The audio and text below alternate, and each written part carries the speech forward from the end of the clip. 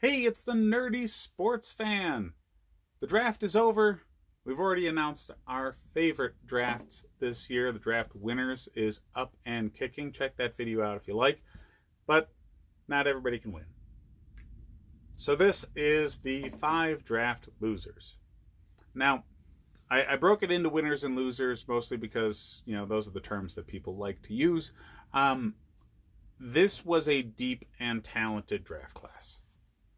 So I don't necessarily want to say, especially the first 2 teams that I'm putting on here, are absolutely god awful. It was a deep and talented draft class in a lot of different positions. So you'll get effective need. But these were my least favorite drafts. And I'll explain why as we go along here. 5th worst in my mind is the Tennessee Titans. Mostly because their first round pick was a big overreach in my mind. Isaiah Wilson is a right tackle. You do not draft right tackles in the first round unless you have a left-handed quarterback. Blindside protector is literally the only tackle that's worth a first round pick. You can get people at right tackle, especially at the talent level of Isaiah Wilson, deeper in the draft. There were multiple right tackles taken in the 3rd and even 4th round that I had the same grade on this guy. If you want to use him as a left tackle, and he is probably only barely capable of that with his physical tools, it's still a huge overreach because there were left tackles available better than him, even at this point, and more suited for the position. So I do not like the Isaiah Wilson pick. Again, huge overreach. However, the next 2 picks I definitely did like. That's why you're the 5th worst, not the worst. I really like Christian Fulton. I think he fits an immediate need and a good value, and I really like Darrynton Evans. I like him probably a little more than a lot of people do, but he's especially good as a scheme fit to give you a good mix with what you have already in Derrick Henry. So, again, I'm not bagging on the whole draft from end to end, but my reasoning for not liking the Titans draft lies largely in the huge overreach of their first round pick. They could have gotten a much talented player or just gotten the same dude later on and addressed something else early. Lots of options there. They didn't take any of them. My number 4 on this list is the Chicago Bears. A lot of people are sold on Cole Kmet. I am absolutely not one of them. I thought there were at least 2, maybe even 3 tight ends that are really close, if not on the same talent level of Cole Kmet, who went far later in the draft. I think tight end is a position that teams want so desperately they try to sell themselves on it.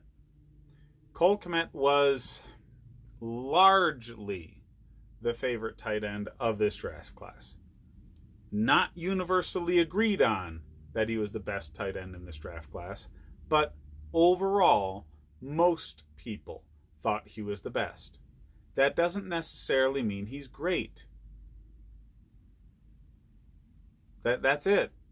All right, you're putting a 2nd round pick to a talent that if this were a deeper tight end draft class, he'd be going in the 5th or 6th round. I am not joking. If this was just last year, where you had Noah Fant going in the top round, and the other Iowa guy escapes me, the guy who went to Detroit, but Hockenson. If this was just last year, nobody even thinks about Cole Kmet. He goes in maybe the 4th round or later. But because this tight end draft class was so god-awful, you focus on the guys that you think are the best, and the one that you zero in on as the best gets way, way overvalued. So I did not like the value of Cole Kmet. I thought he was horribly overdrafted because of how weak the tight end class is. Everybody in the 5th and 7th round, you traded away so much to get Khalil Mack, and unfortunately this past year, that didn't necessarily look like it was as worth it as it did the previous year. But you got left with a lot of low-round draft picks that aren't necessarily the most likely people to make the team or make a contribution. So your only people to really judge it off of are Cole Kmet and Jalen Johnson. I love Jalen Johnson. Absolutely love the man. He's going to be fantastic. Cole Kmet's a huge overreach. You have 2 draft picks to really do damage with in this draft, and you flubbed one of them. So that's why this is one of my least favorite drafts. You gave away a lot in order to get Khalil Mack. The value, not the fact that it, whether or not Khalil Mack is a solid player. He's absolutely one of the best at his position. But the value of what you gave away to get him comes into question when he has one fantastic season and one meh. So that comes into play here. You can't separate this draft from what you did to cause how few picks you have. So, again, I love Jalen Johnson. I think he's going to be fantastic. But because the value of that Khalil Mack trade is now coming into question, and Cole Kmet, I think, is nowhere near the player that he's valued at in this draft. It just killed it for me. Those 2 drafts, the Titans and the Bears, I don't think necessarily are terrible. Okay? Those are just the reasons why they're towards the bottom. These next few, I honestly, truly don't like at all. So, number 3 on this list is the Green Bay Packers. This was not a draft for now. It is probably the biggest reason that I dislike this draft. The team was in the top 4, but seemingly a big gap between them and the top 2. Aaron Rodgers, there were so many games that you won last year because Aaron Rodgers is your quarterback. I understand the offensive system that you're implementing now devalues the quarterback. It takes a bit off of their shoulders. You're running the ball much, much more effectively than you have in 20, 25 years worth of memory in Green Bay. But there's still a lot of W's that you had last year, especially that first playoff game that you played, that do not happen were it not for Aaron Rodgers being your quarterback. There are things that he can specifically do that so few human beings on this planet ever have been able to do. And I think you've had him there for so long, you start to devalue that. You start to not see that for as special as it is. Is he the MVP level play that we've seen in the past? No, he's getting older. But he's still supremely physically effective. And he has the benefit of having all of the experience he's had that makes his head a lot better at the game than it was just a few years ago. I think it's time to double and triple down on the now. And this draft did not do that.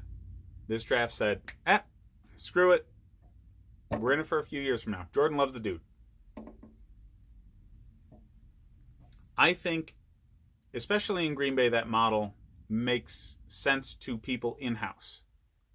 But that's only because you were able to follow Brett Favre with Aaron Rodgers. We do not know that Jordan Love is on that level.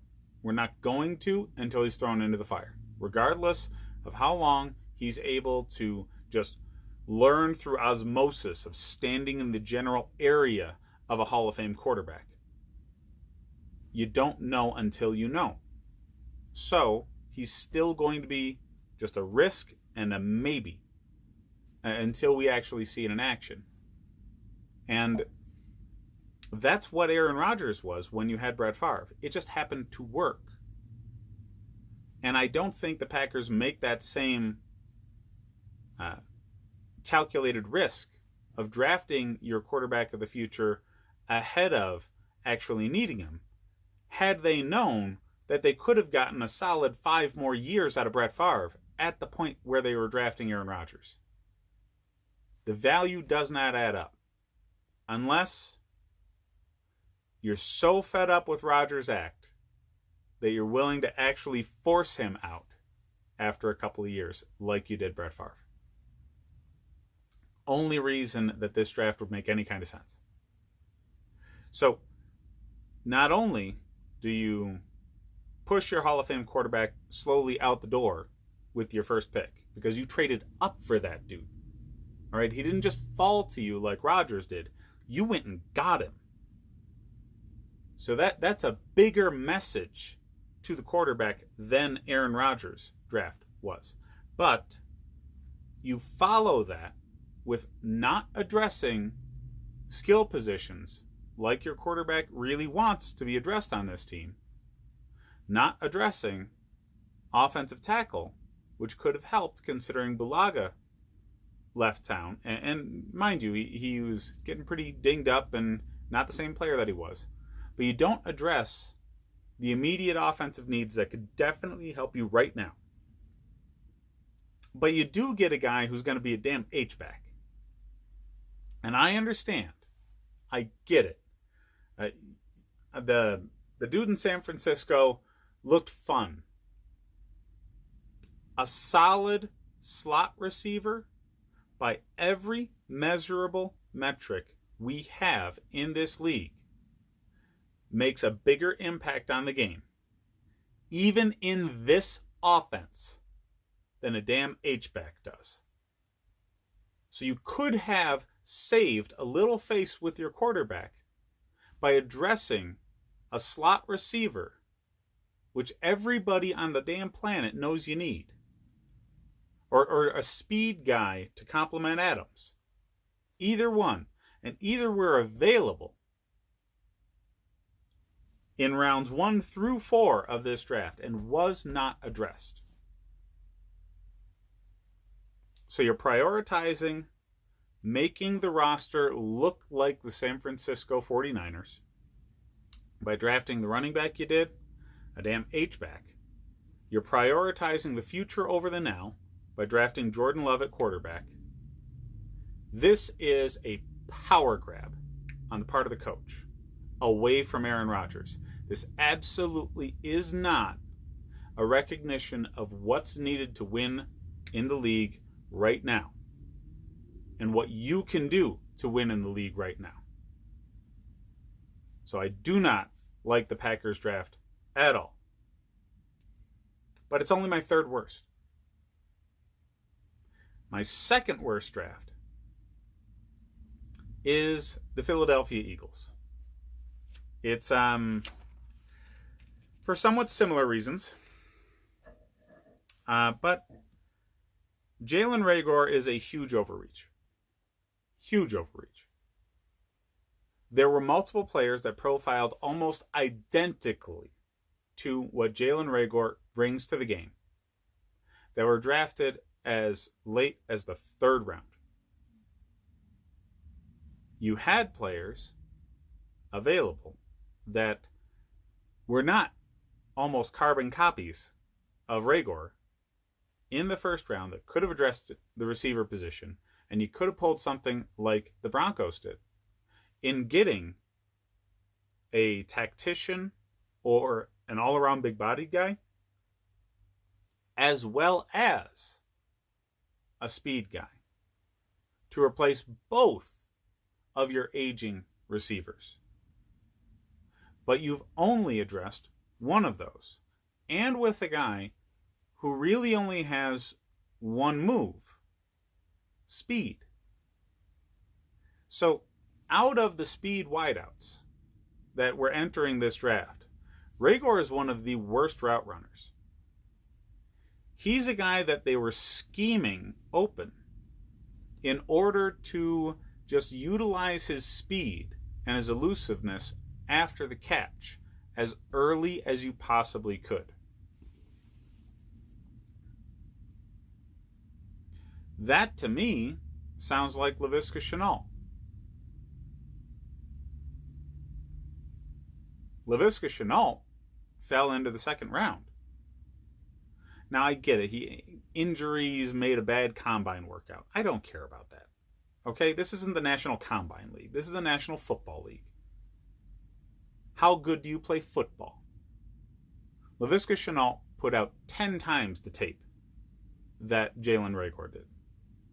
So if you want a guy who's dangerous after the catch and doesn't necessarily know what a route tree is, you could have waited and got Shenault. So you really overvalued Reagor. That's one of the big reasons I don't like this draft. The second big reason I don't like this draft is, Hurts. Really? Really? Jalen Hurts.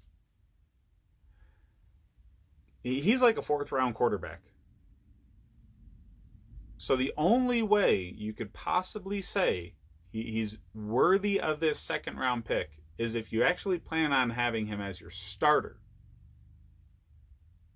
either really soon or coming up within a year or two.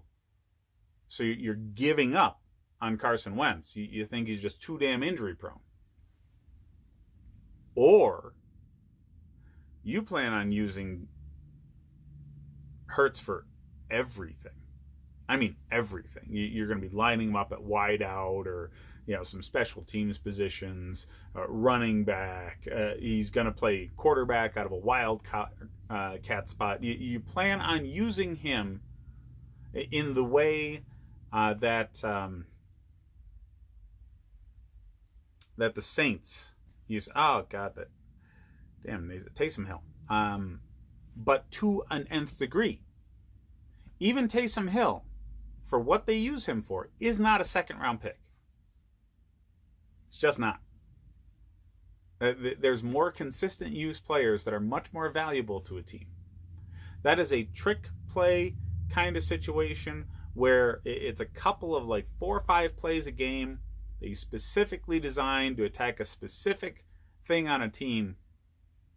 Those gadgets you can get further down the board. You can develop. A lot of it's coaching. A lot of it's scheming. And just happening to have a guy who can do it. All right? There's a lot of athletic quarterbacks. There's a lot of wide receivers and running backs that played high school quarterback and just did not play quarterback in college. So if you want that kind of player for that kind of thing, you can still get him later. So on all levels, the Jalen Hurts pick does not make sense to me. It doesn't make sense financially for what you're spending on the quarterback position right now. For this guy to be the heir apparent to somebody who's quite young still, it doesn't make sense schematically, because if you do use him as that gadget do-everything player, you could have done that with a later round talent or the same guy in a later round is really what it comes down to. Jalen Hurts did not have such a market that you needed to get him there. You could have gotten him a round or two later. Beyond that, out of this draft, there's only one player that I thought was actually valued higher than where he was drafted. One, John Hightower. And to get that sort of designation as a 5th round pick, where every other thing above and below it was either an overreach or just a meh level thing in a late round. I don't know what the hell went on in the Philly draft room. So my least favorite draft is the Atlanta Falcons. They did not have as much draft capital as teams like the Packers and the Eagles did. And what they did with it was, in my mind, crap. Their draft starts out bad because their coaching staff is still there and their front office is still there. It starts out bad because these men should have been fired 2 off seasons in a row, and the owner is just thumbing his nose at the football community that actually freaking knows better. Okay? At this point, what's going on in Atlanta is so damn bad, the average fan of that team would probably make better decisions for this team than the owner is making right now. I honestly believe he's keeping these men either out of spite or because they're good drinking buddies or some shit like that. It has nothing to do with their football decision making, because ever since they lost the Super Bowl in epically bad fashion, mind you, it has been one bad move after another. So, AJ Terrell is a huge overreach at where you got him. There's no sense in drafting like the 7th or 8th best corner midway through the first round. He is not an overly perfect scheme fit for this team. He's not the most physically good player at his position. He's not the most technically good player at his position. He didn't have the best competition. He didn't have games that flashed where he just looked like his potential was out of this world compared to other players. There's literally not a single metric you can look at as the reasoning for him to be drafted above literally all of the next 7 guys. I didn't like the Dolphins drafting Noah Igbinoghene, and he is a better prospect than AJ Terrell. There were multiple corner prospects taken in the 2nd round that were all graded higher than AJ Terrell. I don't get it. He was the first pick made in the entire draft that I thought was an overreach. And he might be the worst overreach out of all of them made in the entire draft. That said, I actually do like Marlon Davidson. I think he's a good fit for value of where you picked him. It just sits right in where he should. He's not better than that draft position. He's not worse than that draft position. It's right on the money. Talent-wise, with who is available, what your team needs are. But Matt Hennessy is another big overreach. A better center, a far better center, went 10 picks later in Lloyd Cushenberry III. When the Atlanta Falcons drafted Matt Hennessy, the Denver Broncos breathed a sigh of relief, because they actually got the best center in the draft. And you got Matt Hennessy. If you don't plan on playing him at center, and if you just said, you know what, he profiles as a great guard, I could name 7 guards that profile as good or better that were drafted down into the early 5th round. Huge overreach for Matt Hennessy. So, 2 of the absolute worst overreaches in this draft came from the same team, with 2 of your highest draft picks that you had available to fix this roster. This roster has so many stinking holes, it's ridiculous. It's been chaos since the downward spiral of losing a 28-3 lead in the Super Bowl. And everybody's going to keep pointing back to it until this regime is gone, because they still keep making mistakes in trying to get back to that point and fix this. I don't think they're capable of it. I think the only person that was capable of it left when Kyle Shanahan got hired by the San Francisco 49ers. The reason you were in the Super Bowl in the first place was how effective that offensive system was. That offensive system had the perfect personnel for it in Atlanta. And between bad game management and really just not being clutch performers, you lose that Super Bowl when there's no reason you should have. And when you lose Kyle Shanahan, now you're scrambling to find ways back there, and you just don't have the tools to do it. And this draft is another example of not supplying this team with what it needs to get the job done. That's my least favorite draft. The last three teams I may have been a little bit harsh on, but I feel like I needed to actually relay why I gave such bad grades to these teams in a little longer format. Like and subscribe if you enjoy the content.